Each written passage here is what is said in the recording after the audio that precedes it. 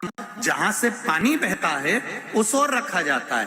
पर जब हमें ऐसा लग रहा है कि हमारे पितृ भूखे हैं या हमारे पूर्वज प्यासे हैं या उनको भाग नहीं मिल रहा, इसलिए मेरा कोई काम नहीं हो रहा, इसलिए शिव राजी नहीं हो रहा है, तो ये बेलपत्री के भाग को बदल दिया जाता है। ये बेलपत्री अशोक सुंदरी की जगह पर जब चढ़ाया जाता है तो ये पत्ती का जो भाग है जहां से पानी बहता है उस ओर रखा जाता है, और ये डंडी का भाग शिवलिंग की ओर रखा जाता है। और यहीं पर भगवान शंकर को जो तुम पंचामृत बनाकर लेकर गए हो वो पंचामृत चढ़ाया जाता है, और वही पंचामृत थोड़ा सा शिवलिंग पर चढ़ा दिया जाता है। उसके बाद में पितृ पूर्वज जल की आस नहीं रखते, न भोजन की आस रखते हैं, क्योंकि शंकर उनको तृप्त कर देते हैं, शिव उनको पूर्ण कर देते हैं। पितृदोष के 4 लक्षण सबसे प्रबल। पहला लक्षण है 1 रुपया कमाओ, 1.25 रुपए खर्च हो रहे हैं, कमाई लेना पितरों का दोष है। दूसरे नंबर का, एक व्यक्ति घर में बीमार है, ठीक हुआ, दूसरा बीमार पड़ गया, घर में कोई ना कोई निरंतर बीमार पड़ा हुआ है। तीसरे नंबर पर आप कोई पूजन की थाली लगाए, किसी को भोजन देने जा रहे थे, किसी को पानी देने जा रहे थे,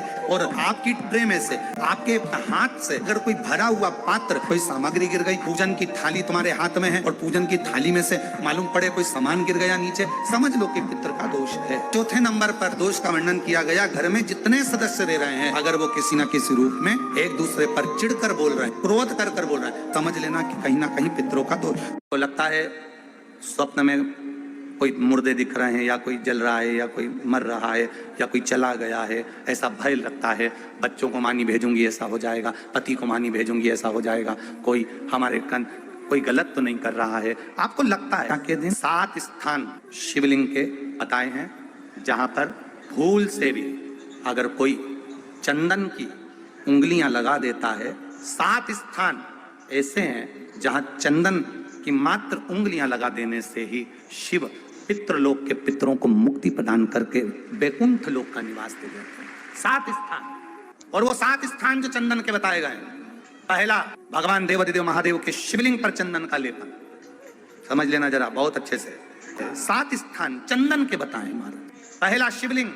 दूसरा, जहां गणेश जी का स्थान है, मालूम है ना सबको, जम के बोलो जरा, मालूम है ना सबको, जहां गणेश जी का स्थान है वहां अलग से गणेश जी बैठे, वहां नहीं, शिवलिंग में जलाधारी के ठीक सामने, राइट में गणेश, लेफ्ट में कार्तिकेय, बीच में अशोक सुंदरी। तो पहला चंदन बाबा के शिवलिंग पर, दूसरा गणेश जी पर चंदन की उंगली, तीसरा षडानंद कार्तिकेय पर चंदन की उंगली, चौथा अशोक सुंदरी पर चंदन की उंगली, पांचवा जलाधारी पर चंदन की उंगली, छठा जो शिवलिंग का जल बह रहा है इसके ठीक विपरीत की ओर चंदन की उंगली, और 7वां चंदन नंदी के मस्तक के ऊपर जो 2 सींग लगे रहते हैं उस पर चंदन की उंगली। ये कब लगाई जाती है? या तो अमावस्या के दिन, आपको लगता है कि हमारे पूर्वजों का उद्धार नहीं हुआ, हमारे पूर्वजों का कल्याण नहीं हुआ, कहीं अधोगति में कोई चला गया है, उसका बस एक बार, रोज नहीं जरूरत है, प्रतिदिन जरूरत ही नहीं,